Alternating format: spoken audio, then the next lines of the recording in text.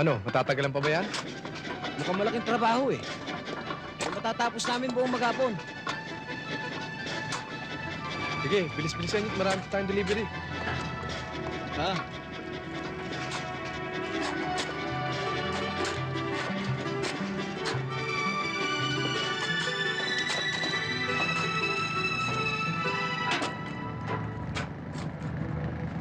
Stin? Stin? Ano ka ba naman? Tanghali na, nagtatrabaho ng lahat ng tao. Ayaw pang bumangon dyan.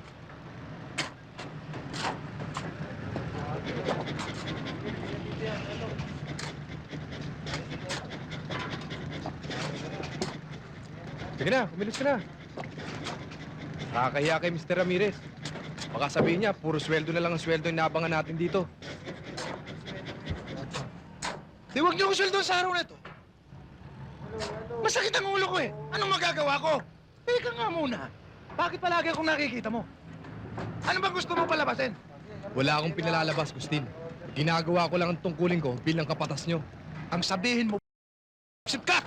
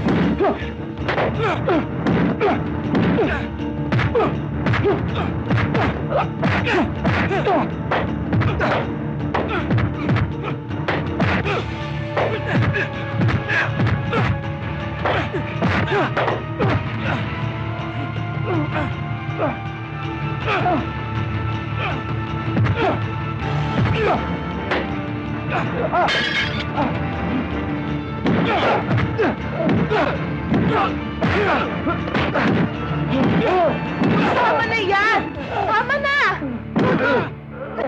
Tama na! Balis na kayo sa lugar na ito! Tama na yan! Tama na! Tama na! Nagilan nyo na ang pabibiktima sa mga taga rito, lalo na sa mga bata! Balis na kayo! Kung hindi na kayo nakabuti nyo! Ay!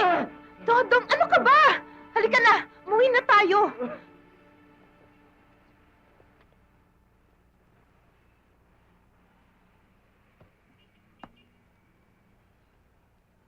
Oh, ano na naman yan? Bawal yan ah! Pag may nakakita, proteksyon ko lang naman to eh. Mahirap na. Baka tresyonin ako ng mga nakalabak kong grupo. Pwede ba? Tigilan mo na yan? Oh, ito na ang baon mo. Di mo na ako papasok. Bakit? Hanapin ko si Itay. Baka kung saan napadpad yun eh. Wala namang pupuntahan yun dito sa Maynila eh. Saan mo siya hahanapin? Bahala na. Sa Luneta. O sa mga bangke-bangketa dyan. Baka kung saan sana natulog yun eh. Siya nga pala, pag umuwi siya rito, huwag mo nang paalisin. Oh, sige. O, sige na. Mag-iingat ka, ha? Sige. Lad! Doon! Oh. Parang pamilyar mukha nito sa akin, ah. Sarento. Pakibook nga to. Bakit? Nahuli namin. Ano ba ginawa niyan? Ha? Dating gawi. Ha? Dodger. Ano pangalan mo? Sumagot ka! Ano pangalan mo? Tigas, ah. Sige. Kulong na yan.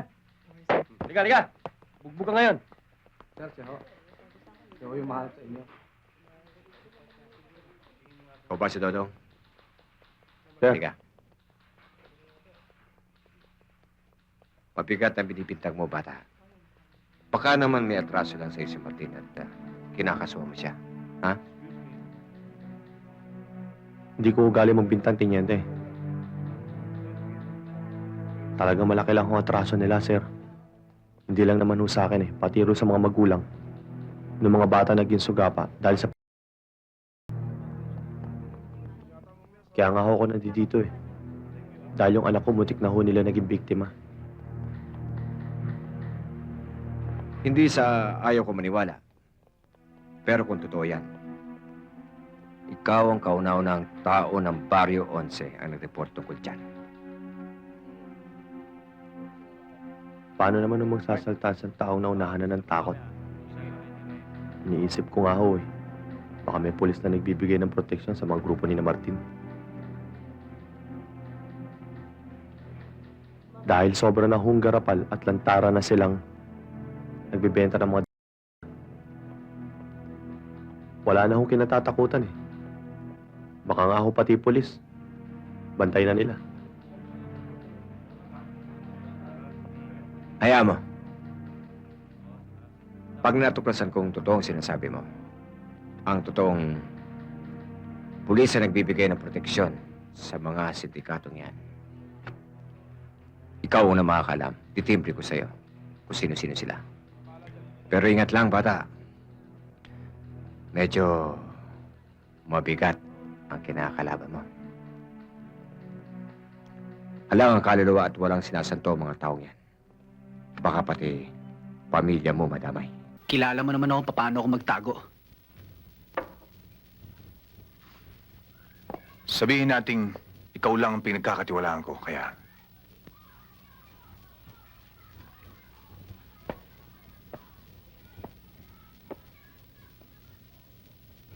Doon ka pa rin ba sa dati nagtatrabaho? Makakakalas ba ako? Ang totoo, may naghulog sa akin. Sunog na ako. At alam kong kung saan ka naroon, ay ligtas ako.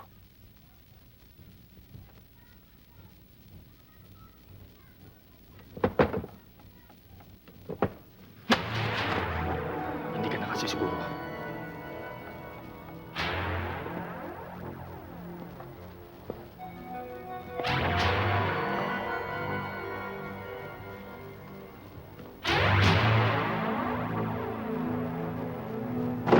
Sorry, Tina. Akala ko sila Gido na naman eh. Nakita ko kasi kanina na meron kang dumating na bisita. Kaya, dinalang ko kayo ng makakain. Halika, tuloy ka.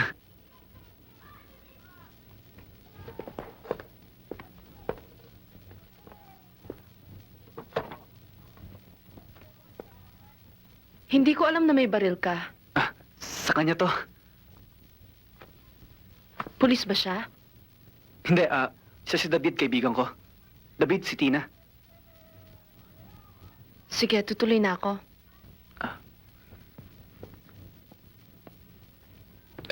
Tina, salamat ulit ah.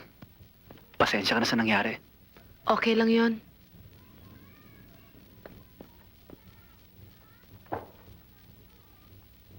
Mapagkakatiwalaan ba siya?